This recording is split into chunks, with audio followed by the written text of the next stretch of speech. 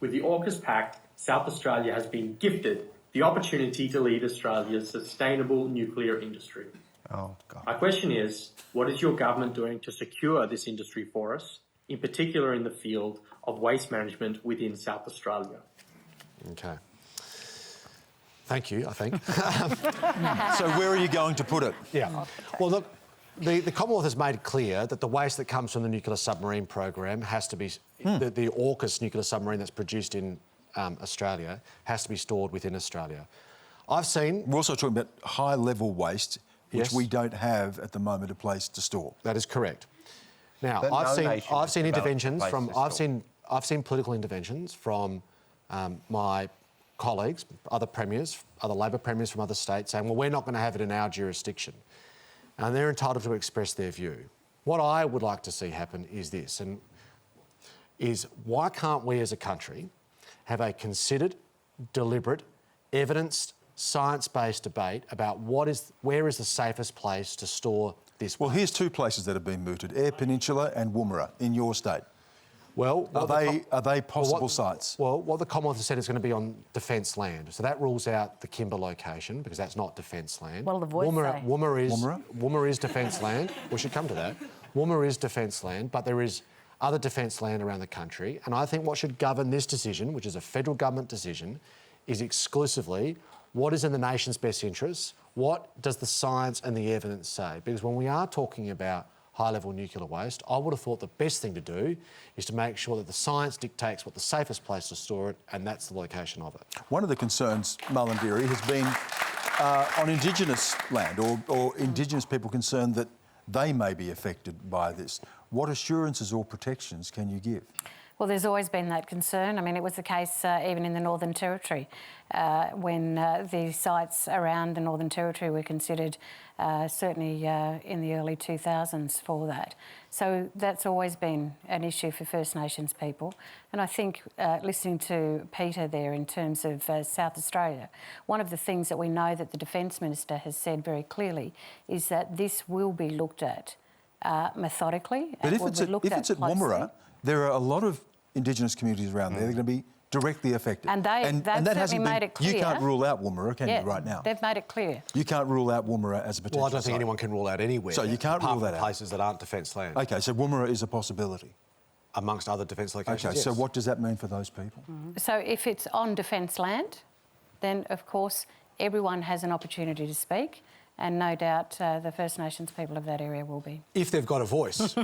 If the voice is in place, they might go to the High Court to challenge those decisions, though. Which they're well entitled to do. If the voice was in place, AUKUS might have been challenged through the High Court, in fact. Could leave us open in terms of our national security, right? I'm not sure how that... What we're actually seeing play out here is politicians trying to figure out how to deal with the ramifications of a political deal dreamt up by Scott Morrison and Boris Johnson, which the Labor Party has allowed to come to actual life. Richard's rolling his eyes already at this answer, I think. What it actually is... Well, I don't really think it matters whose idea it is. What matters is what's in the nation's security interests over the decades to come. There's a lot of talk about AUKUS and what it is and what it isn't. What it is fundamentally is a commitment to spend $370 billion... over 30 years. ...on 6 nuclear submarines which will not be delivered. Oh, I do apologise. 8. So, what would you do then over the next 30 years? For our sovereignty, so that we can have, you know, our shipping lanes can be clear, so that we can, you know, interact with our Asian partners, and we can be free to conduct ourselves globally. What would you do to protect our sovereignty then, considering that this all came about because of what's going on geopolitically in our circumstances? I'm really glad you asked. We need to defend our nation. I'm really glad. We need to, in fact, deter. What is your plan to deter I'm really glad you asked, Jacinda, because please tell us. The path that the major parties have put ourselves on now, have put our nation on now, is a path of escalation of tension. And where that ends, like cut through the jargon, where that ends is Australian kids going off to war to die. Not if you can deter it, And right? to Not if be you can maimed. deter it in the No, first no, place. no. Which is We've what they're doing strayed, with all Jordan. this. We've strayed off the question because I do want to come back to this question. Yeah. And the question was about, in this case, seems to be in favour of South Australia developing a nuclear waste potential. Yeah. No, not you, the questioner. Yeah. But Jordan, WA potentially is another site, isn't it? Absolutely, and I feel it's absolutely deeply concerning to the people of WA, not only that we might end up being the host site. But it has to go of a somewhere. No, it doesn't, Stan. But it does not under the AUKUS have to deal, come. No, it has to be. We do not have to continue down this path. So you're saying the AUKUS deal? Another way.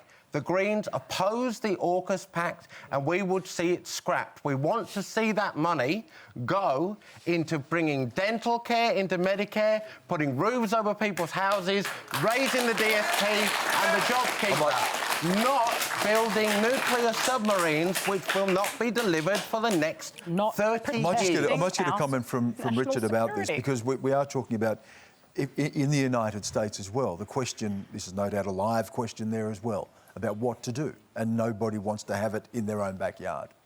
It is an issue. So how's it resolved? I believe technology will resolve it. We already have some technologies that will use spent fuel. There's many avenues. Look, I can tell you right now, I don't think you can say what a submarine looks like in 15 years due to technology. The cost might come down to $20 million for a carbon fiber pod that sits on the bottom of the ocean and is allowed to discharge your defensive systems. We've entered the comedy section of the evening. I would like to go back to the question and ask Jordan how he sustains your national security.